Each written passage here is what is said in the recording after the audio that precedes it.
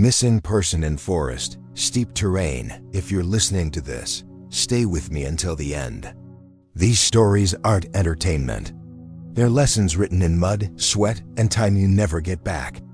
And this one starts the way the worst searches always do. The forest was too quiet.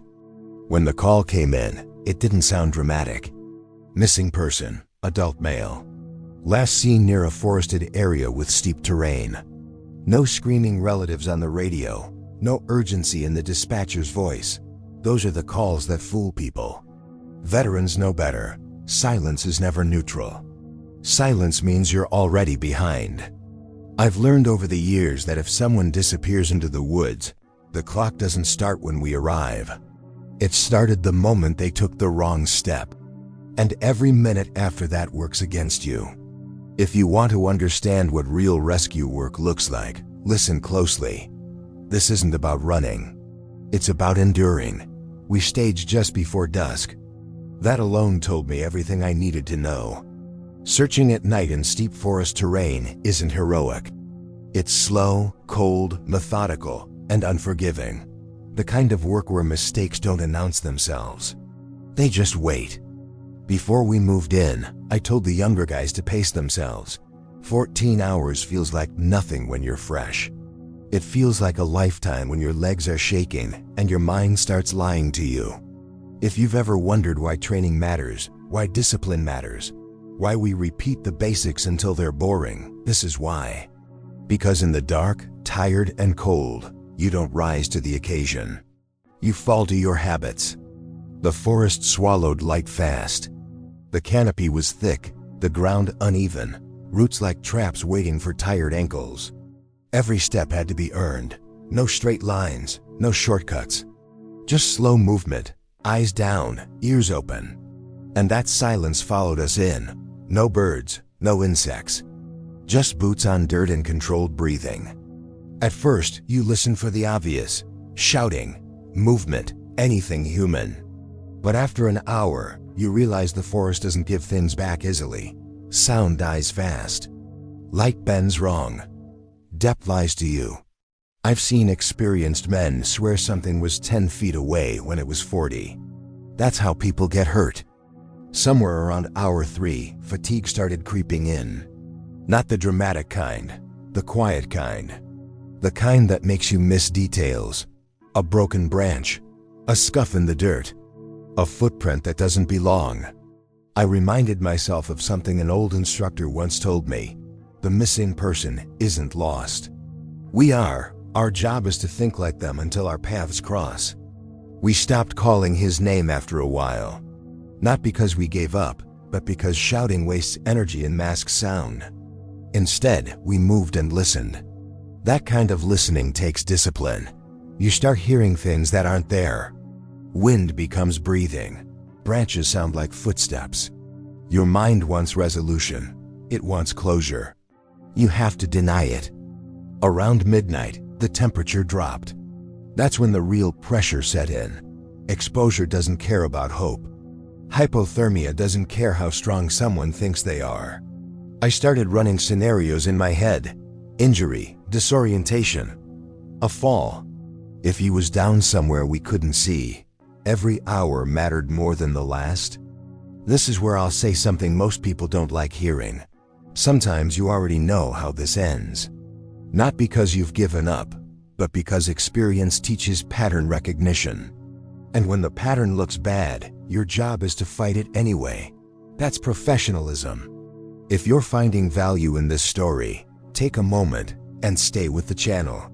These aren't stories you hear anywhere else, and they come from a place you can't fake. Back then, I didn't have the luxury of reflection. I just kept moving. Hour 6. We found the first real sign. A torn piece of fabric caught on a thorn bush, small, easy to miss. That changed everything. Energy shifted, focus sharpened. Hope is dangerous, but direction is fuel. We tightened our grid and slowed down even more. When you're close, rushing is how you lose someone forever. The terrain got worse, steeper, rockier. One misstep and you'd slide 20 feet before stopping, if you stopped at all. We started using ropes and sections, not because it was faster, but because it was safer. Safety in search operations isn't about comfort. It's about sustainability. An injured rescuer helps no one. My legs were burning by then, lower back tight, hands numb. You stop noticing individual pains and start registering your body as one heavy object you're dragging uphill. That's when leadership matters, tone matters, calm matters. Panic spreads faster than cold. Around hour 9, we heard something. Not a voice, not a shout, a sound. 3 short taps, then nothing. Everyone froze. That silence again, thicker this time. We waited, counted seconds.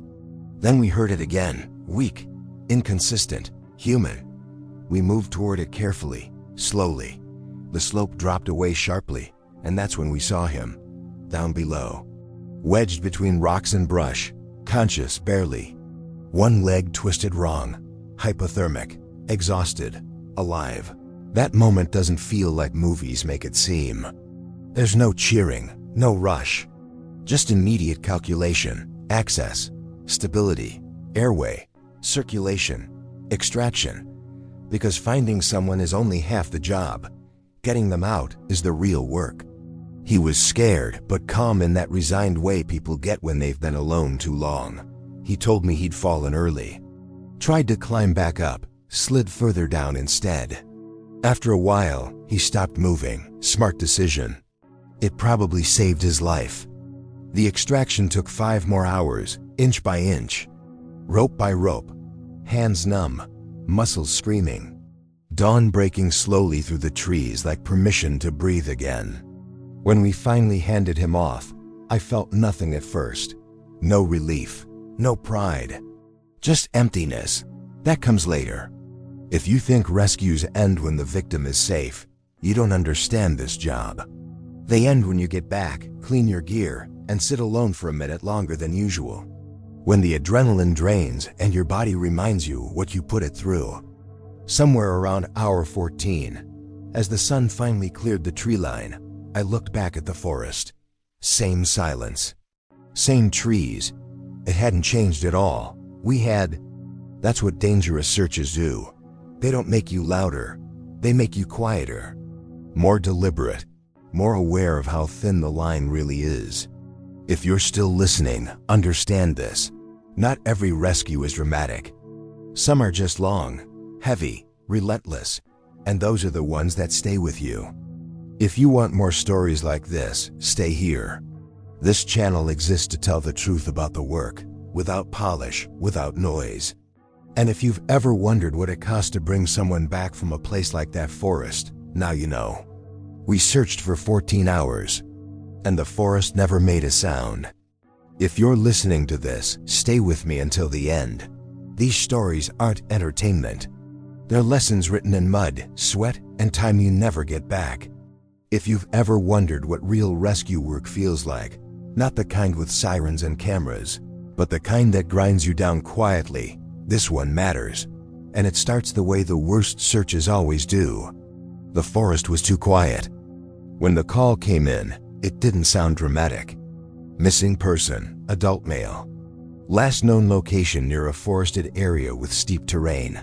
No screaming relatives in the background. No panic in the dispatcher's voice. Just information. Clean, cold. Those are the calls that fool people. The younger ones think quiet means simple. Veterans know better. Silence is never neutral. Silence usually means you're already behind. I've learned over the years that when someone disappears into the woods, the clock doesn't start when we arrive. It started the moment they made a bad decision, a wrong turn, a step they shouldn't have taken. And every minute after that works against you. The terrain, the weather, fatigue, fear. They all stack up quietly. If you want to understand what real rescue work looks like, listen closely. This isn't about running. It's about enduring. We staged just before dusk. That alone told me everything I needed to know. Searching steep forest terrain at night isn't heroic. It's slow, it's cold, it's methodical.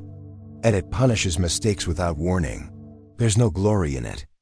Just patience and discipline. Mistakes don't announce themselves out there. They wait until you're tired enough to make them. Before we moved in, I pulled the younger guys aside and told them to pace themselves. I've said it 100 times in my career. 14 hours feels like nothing when your legs are fresh and your mind is sharp. It feels endless when your calves are shaking, your shoulders are burning under your pack, and your brain starts cutting corners without asking permission. Training exists for moments like this. Discipline exists for moments like this. Because in the dark, cold, and exhausted, you don't rise to the occasion. You fall to your habits. The forest swallowed the light fast. The canopy was thick, layered, heavy. What little daylight we had left turned flat and gray.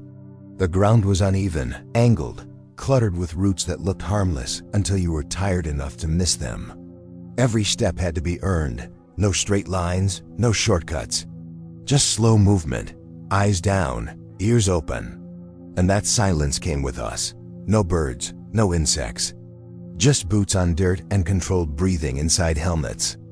At first, you listen for the obvious.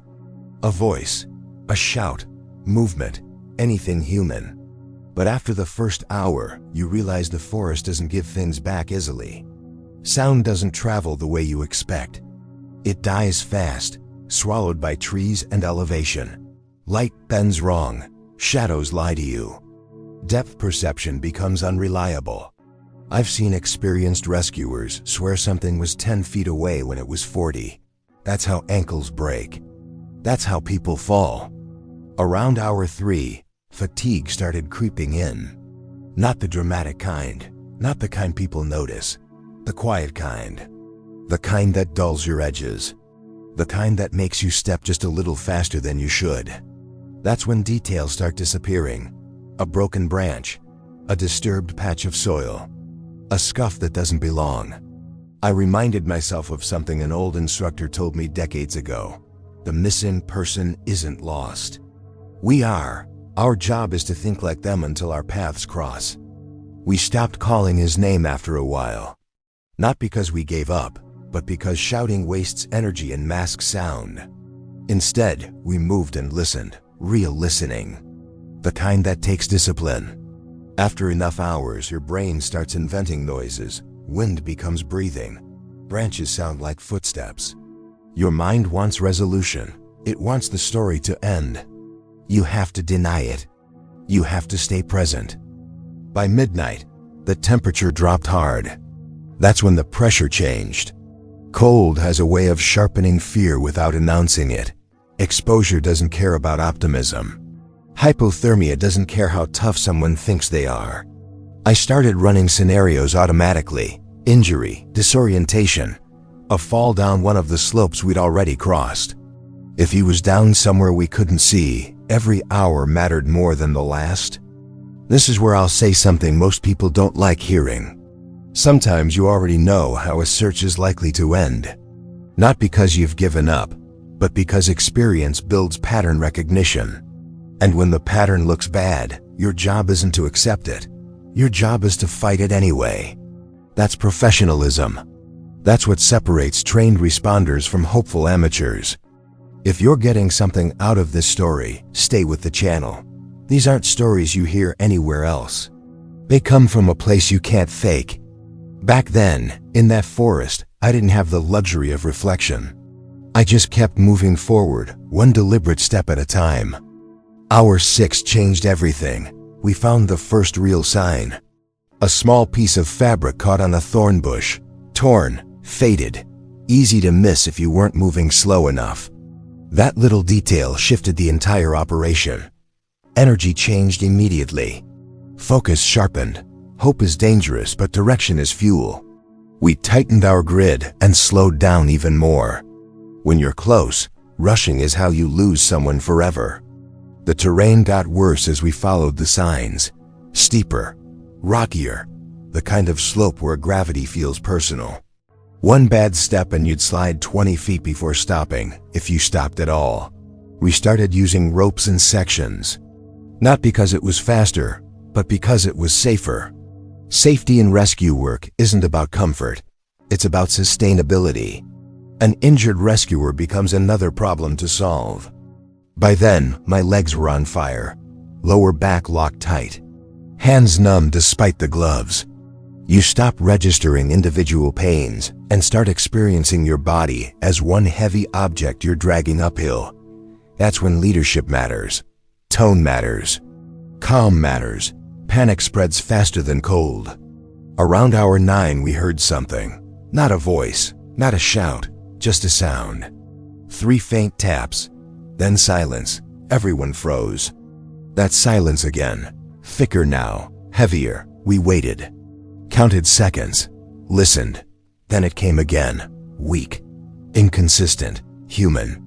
We moved toward it carefully, slowly. The slope dropped away sharply, and that's when we saw him, down below us. Wedged between rocks and brush, conscious barely. One leg twisted at an angle that told me enough without touching it. Hypothermic, exhausted, alive. That moment never feels the way movies show it. There's no cheering, no rush of relief. Just immediate calculation, access, stability, airway, circulation, extraction. Finding someone is only half the job. Getting them out is the real work. He was scared, but calm in that quiet, resigned way people get after being alone too long. He told me he'd fallen early, tried to climb back up, slid further down instead. After a while, he stopped moving. That decision probably saved his life. The extraction took 5 more hours, inch by inch, rope by rope. Cold fingers, burning muscles. Dawn breaking slowly through the trees like permission to breathe again. When we finally handed him off, I didn't feel relief right away. No pride, no celebration, just emptiness. That comes later. If you think rescues end when the victim is safe, you don't understand this job. They end when you're back at the station, cleaning gear in silence, sitting alone for a moment longer than usual. When the adrenaline drains and your body reminds you what it paid. Somewhere around hour 14, as the sun finally cleared the tree line, I looked back at the forest. Same silence, same trees. It hadn't changed at all. We had. That's what dangerous searches do. They don't make you louder. They make you quieter, more deliberate, more aware of how thin the line really is. If you're still listening, understand this. Not every rescue is dramatic. Some are just long, heavy, relentless, and those are the ones that stay with you the longest. If you want more stories like this, stay here. This channel exists to tell the truth about the work. No polish, no noise. Just what it really costs. We searched for 14 hours, and the forest never made a sound. After that search, the days didn't go back to normal right away. People think you walk out of the forest and leave it there. You don't. The forest comes with you. In small ways at first. Dirt that doesn't quite wash out from under your nails. A stiffness in your knees that takes longer to fade. And then the quieter things. The way silence feels heavier than before. In the weeks that followed, I caught myself replaying moments from those 14 hours without meaning to. Not the dramatic parts. Not the moment we found him, it was the in-between. The endless steps, the sound of my own breathing in the dark.